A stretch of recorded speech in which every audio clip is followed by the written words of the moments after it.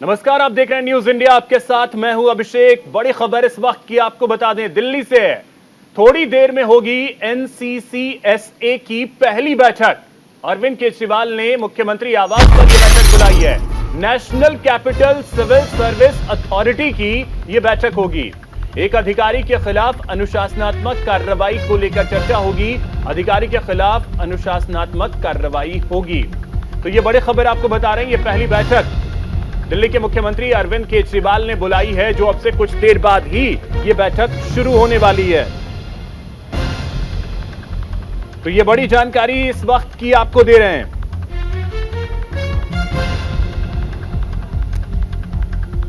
तो आपको बता दें कि इस बैठक का समय जो है वो 12:30 है। अब से कुछ देर बाद 12:30 बजे यह बैठक होगी। अरविंद केजरीवाल ने यह बैठक बुलाई है। यह बड़ी जानकारी इस वक्त की आपको दे रहे हैं। दिल्ली के मुख्यमंत्री अरविंद केजरीवाल ने एनसीसीएसए की बैठक बुलाई है। नमित हमारे सहयोगी अधिक जानकारी के साथ जुड़ गए। नमित, क्या जानकारी? एनसीसीएसए की पहली बैठक बुलाई है सीएम केजरीवाल ने। देखिए, बिल्कुल National Capital Civil Service Authority की पहली बैठक है, जिसकी जो अध्यक्ष हैं वो खुद दिल्ली के मुख्यमंत्री अरविंद केजरीवाल हैं और वही इस बैठक का नेतृत्व करेंगे। इसके साथ साथ इस बैठक में दिल्ली के चीफ सेक्रेटरी मौजूद रहेंगे। इसके साथ साथ जो दिल्ली के प्रिंसिपल होम सेक्रेटरी हैं वो भी इसमें मौजूद रहेंगे।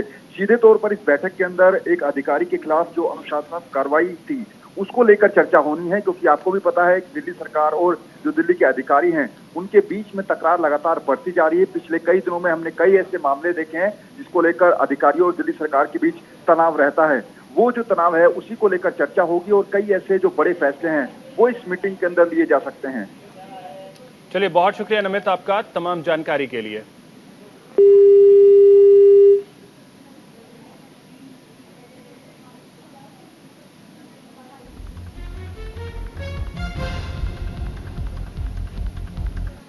एक और बड़ी खबर आपको बता दें, सीएम अरविंद केजरीवाल ने एलजी को चिट्ठी लिखी है। दिल्ली की बिगड़ती कानून व्यवस्था को लेकर चिट्ठी लिखी गई है। दिल्ली की कानून व्यवस्था की हालत चिंताजनक है। दिल्ली का हर नागरिक असुरक्षित है। थाना लेवल कमेटी फिर से शुरू की जाए। तो देखिए, दिल्ली में जो आए दिन घटनाएं होती रही हैं उसको लेकर के अरविंद केजरीवाल ने एक चिट्ठी लिखी है। और देखिए, ये तस्वीर भी आपको दिखा रहे हैं। ये तस्वीर जो आप देख रहे हैं यही वो चिट्ठी है जो अरविंद केजरीवाल ने एलजी को लिखी है कानून व्यवस्था को लेकर।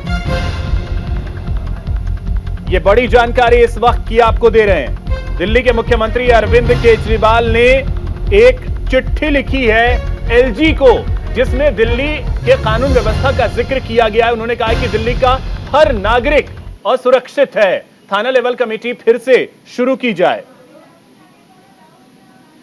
तो ये बड़ी खबर इस वक्त की आपको बता रहे हैं।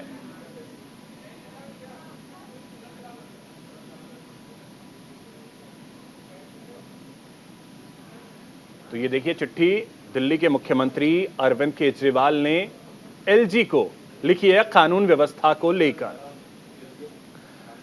पीएम मोदी अमेरिका के लिए रवाना हो गए। ये बड़ी जानकारी आपको दे रहे हैं। देर रात न्यूयॉर्क पहुंचेंगे पीएम मोदी। अमेरिका और मिस्र की 5 दिनों की यात्रा पर है। कल योग दिवस समारोह में शामिल होंगे।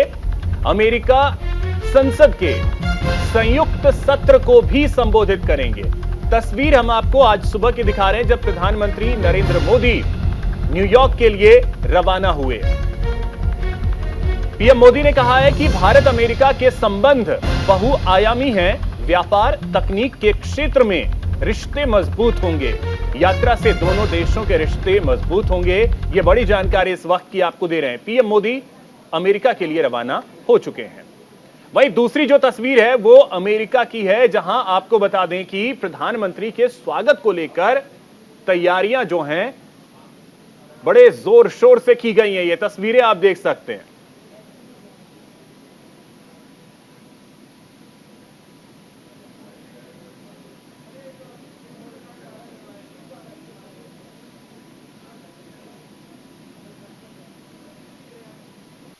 हम लोग 15 साल से यूएस के अंदर हैं, डेलावेयर में रहते हैं यहाँ पे, और यहाँ न्यूयॉर्क घूमने के लिए आए थे।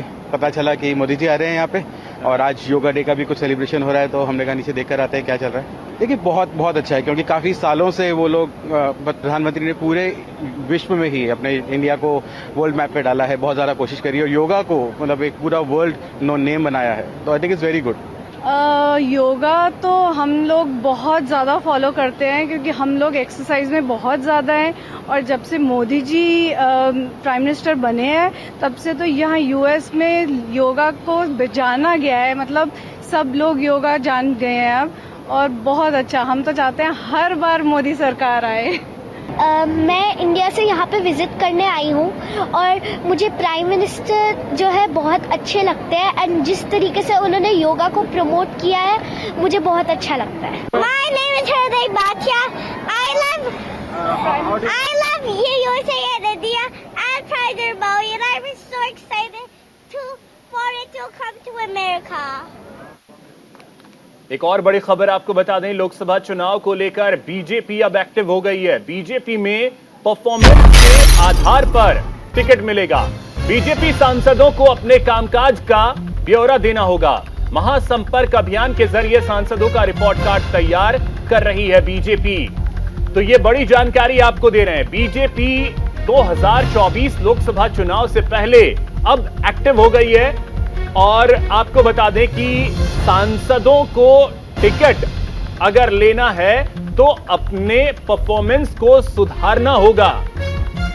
तो आपको बता दें कि जिन सांसदों की परफॉर्मेंस अच्छी नहीं होगी, बेहतर नहीं होगा, उन्हें टिकट से हाथ धोना पड़ सकता है।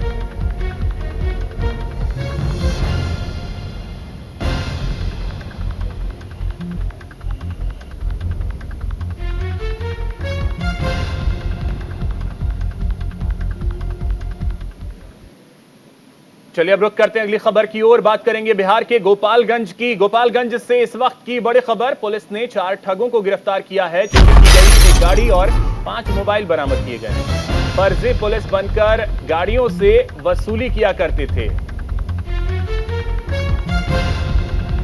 तो आपको बता दें कि नेशनल हाईवे 27 से पुलिस ने इन्हें गिरफ्तार किया है। ये बड़ी खबर बिहार के गोपालगंज से।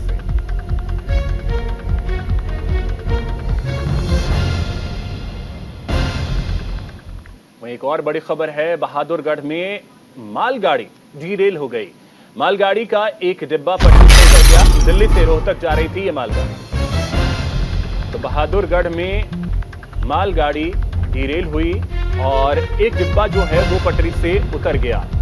दिल्ली से रोहतक जा रही थी ये मालगाड़ी, इसी दौरान हादसे का शिकार हो गई। एक डिब्बा जो है वो पटरी से उतर गया।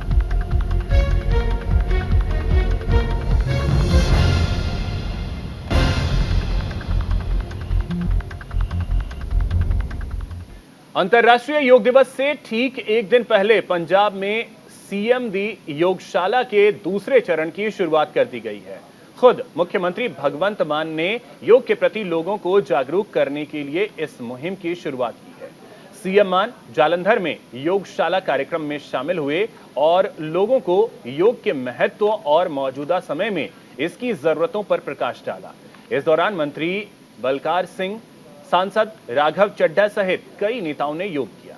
वहीं इस दौरान हजारों की संख्या में लोग भी योग करते नजर आए।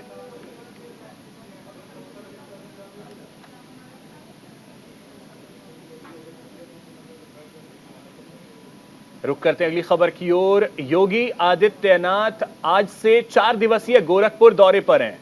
महंत दिग्विजय नाथ पार्क जाएंगे सीएम योगी आदित्यनाथ। 2604 करोड़ के विकास कार्यों की सौगात देंगे। सदर लोकसभा क्षेत्र में जनसभा को भी संबोधित करेंगे।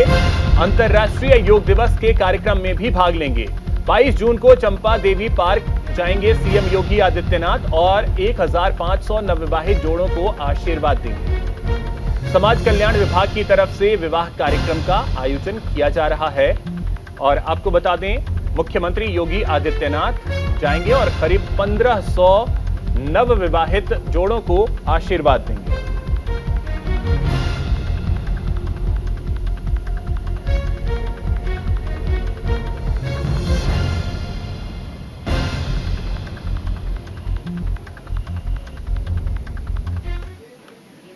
अब बात करते हैं हीट वेव की। बिहार में हीट वेव से लोगों की मौत के मामले को लेकर बड़ी जानकारी। नेता प्रतिपक्ष विजय कुमार सिन्हा का बयान सामने आया। लोगों की मौत के लिए सरकार को जिम्मेदार बताया है। सरकारी कुव्यवस्था से लोगों की मौत हो रही है, ये कहा है विजय कुमार सिन्हा ने। सरकार मूकदर्शक बनी हुई है, स्वास्थ्य विभाग में भ्रष्टाचार हो रहा है। तो ये बड़ी खबर आपको बता रहे हैं। नेता प्रतिपक्ष विजय कुमार सिन्हा ने सरकार पर हमला बोला है।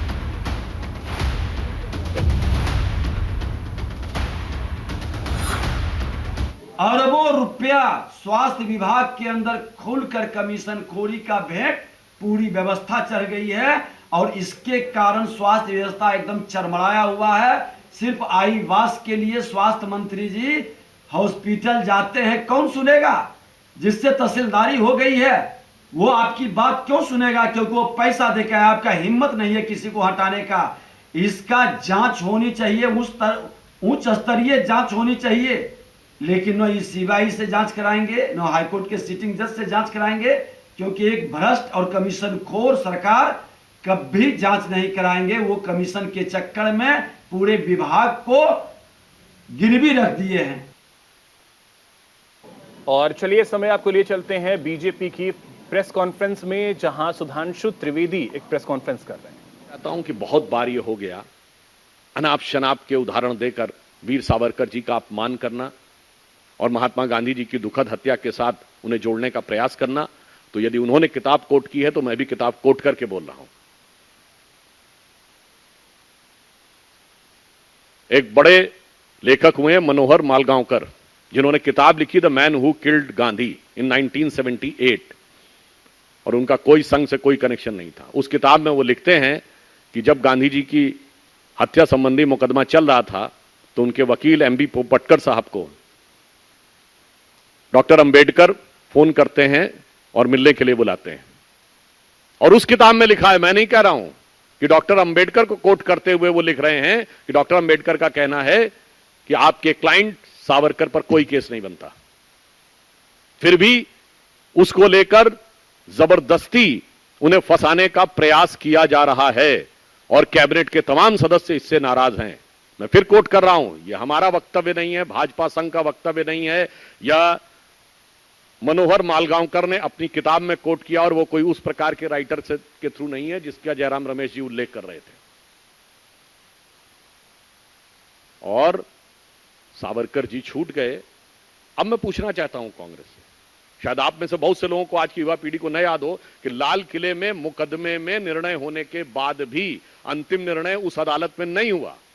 उस समय पंजाब हाई कोर्ट की जो बेंच थी शिमला, उसमें जाकर मुकदमा हुआ और फाइनल सजा वहां से हुई। पर नेहरू सरकार सावरकर जी के खिलाफ हाई कोर्ट में क्यों नहीं गई? अगर उनको किताब में लिखी बात के ऊपर कोई ऐतराज है तो क्यों नहीं गए? क्योंकि उन्हें पता था ढेले भर का कोई भी सबूत नहीं था। निराधार आरोपों के आधार के ऊपर इस प्रकार के निरर्थक अनर्गल आरोप वो सदैव लगाते रहते हैं। और एक संदर्भ और बता दूं, Muslim League is absolutely secular and RSS is communal. ये आज का एजेंडा नहीं है, ये नेहरू जी के जमाने का एजेंडा है। आप लोग जाके चेक करिएगा, selected works of Jawaharlal Nehru, शायद सीरीज 2 या 3 में जाके आप चेक कर लीजिएगा। 5 जनवरी 1948 को गांधी जी की हत्या से 25 दिन पूर्व सारे मुख्यमंत्रियों को नेहरू जी का लिखा हुआ पत्र है, जिसमें वो कह रहे हैं मुस्लिम लीग की बैठकों से कोई दंगे होने की संभावना है, इसको मैं उतना खतरनाक नहीं मानता हूं। हिंदू और सिख सांप्रदायिकता खतरनाक मोड़ ले रही है और आप सब लोग आरएसएस के ऊपर सख्ती क्यों नहीं बरत रहे? तो ये विचार जो है खानदानी है, ये सोच उनकी रूहानी है। इसलिए मैं पुनः यह कहना चाहता हूं कि गीता प्रेस गोरखपुर के मुद्दे के ऊपर जिस प्रकार का चरित्र कांग्रेस ने दिखाया है, यह उनकी भारत, भारतीयता, भारतीय संस्कृति, हिंदू धर्म और स्वयं महात्मा गांधी जी के आदर्शों के प्रति अवमानना का स्पष्ट प्रमाण है। धन्यवाद।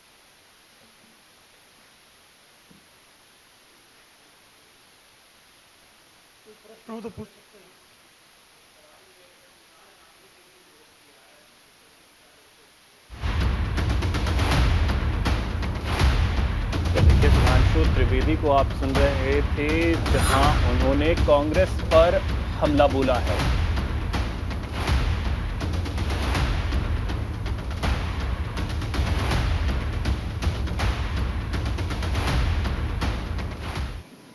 इसी बीच एक और बड़ी खबर आपको बता दें, नीतीश कुमार तमिलनाडु के दौरे पर रहने वाले थे, लेकिन उन्होंने दौरा रद्द कर दिया। उप मुख्यमंत्री तेजस्वी यादव जाएंगे चेन्नई। तमिलनाडु के सीएम एमके स्टालिन से मुलाकात करेंगे तेजस्वी यादव। विपक्षी एकता की बैठक का न्योता देंगे। 23 जून को बिहार की राजधानी पटना में विपक्षी दलों की बैठक बुलाई गई है और इस बैठक में देश भर के जो विपक्षी नेता हैं वो शामिल होंगे।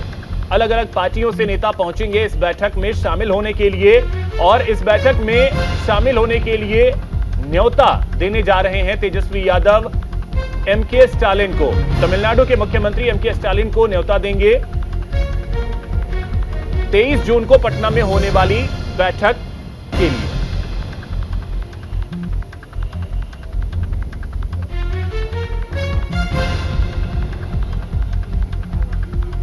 तो नीतीश कुमार भी चेन्नई जाने वाले थे, लेकिन अभी जानकारी मिली है कि वो नहीं जा रहे हैं।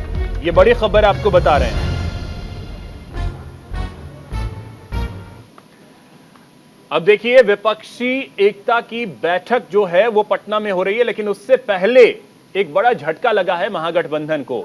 जीतन राम मांझी दिल्ली दौरे पर रहेंगे, जहां संतोष सुमन जो कि उनके बेटे हैं जीतन राम मांझी के, वो भी दिल्ली दौरे पर रहेंगे और दोनों केंद्रीय गृह मंत्री अमित शाह से मुलाकात करेंगे। बीजेपी संग गठबंधन पर चर्चा होगी। अन्य दलों के नेताओं से भी मुलाकात कर सकते हैं जीतन राम मांझी।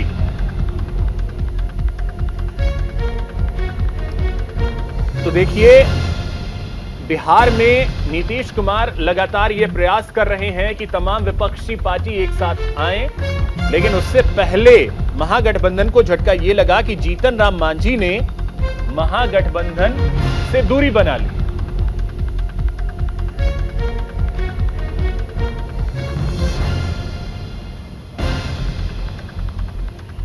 अब बात करते हैं मायावती की, जो कि लोकसभा चुनाव को लेकर अब एक्टिव हो गई हैं। लोकसभा चुनाव की तैयारियों को लेकर उन्होंने कल एक बैठक बुलाई है, जिसमें मंडल और जिला स्तर के पदाधिकारियों के साथ वो बैठक करेंगी।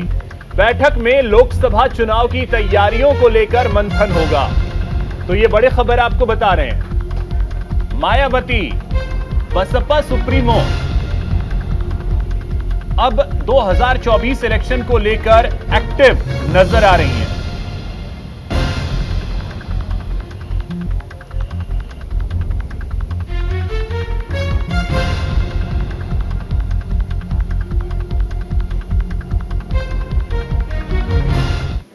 और चलिए इस समय तस्वीरें आपको दिखाते हैं। सोनीपत से ये तस्वीरें आ रही हैं, जहां आप केंद्रीय सड़क एवं परिवहन मंत्री नितिन गडकरी को देख सकते हैं और हरियाणा के मुख्यमंत्री मनोहर लाल आपको तस्वीरों में नजर आएंगे। तो रिंग रोड की देश के विकास के लिए माननीय से अनुरोध है कि कृपया स्थान ग्रहण करें और ये 2 मिनट की लघु फिल्म है, कृपया इसका अवलोकन करें। बहुत बहुत धन्यवाद। माननीय मंत्री जी, माननीय मुख्यमंत्री जी, माननीय उप मुख्यमंत्री जी, कृपया इस फिल्म का लघु फिल्म का अवलोकन करें। ये लघु फिल्म आपके अवलोकन हेतु, जो कि इस परियोजना से संबंधित है।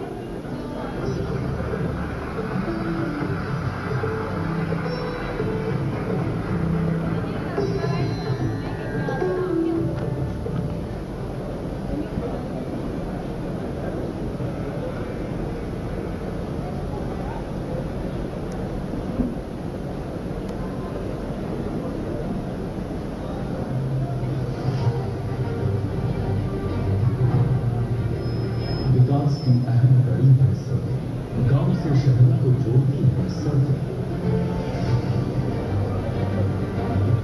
देश में सुगम और सरल परिवहन हेतु राजमार्गों के निर्माण के लिए प्रधानमंत्री श्री नरेंद्र मोदी जी की सकारात्मक पहल और केंद्रीय सड़क परिवहन और राजमार्ग मंत्री श्री नितिन गडकरी जी के अथक प्रयासों का ही नतीजा है कि आज देश में तेजी से बन रहे राजमार्गों के कारण विकास की रफ्तार बढ़ी है। महाभारत काल की ऐतिहासिक धारा पानीपत को दिल्ली से जोड़ने वाले राष्ट्रीय राजमार्ग 44 के अकरमत चौक दिल्ली से पानीपत हरियाणा खंड तक एक लेन एक्सेस कंट्रोल राष्ट्रीय। तो देखिए तस्वीरें हम आपको दिखा रहे हैं और सड़क एवं परिवहन मंत्री नितिन गडकरी और हरियाणा के सीएम मनोहर लाल को आप देख सकते हैं, जहां पर करनाल में बनने वाले इस भारतमाला के रिंग रोड प्रोजेक्ट की आधारशिला रखी गई है।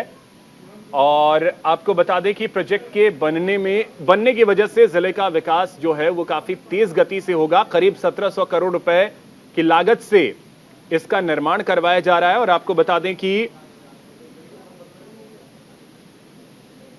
इसकी लंबाई करीब 34.5 किलोमीटर की होगी और ये 23 गांव से होकर गुजरेगा। तो ये तस्वीर हम आपको दिखा रहे हैं, आधारशिला इसकी रखी गई है। 8 लेन की ये सड़क होगी।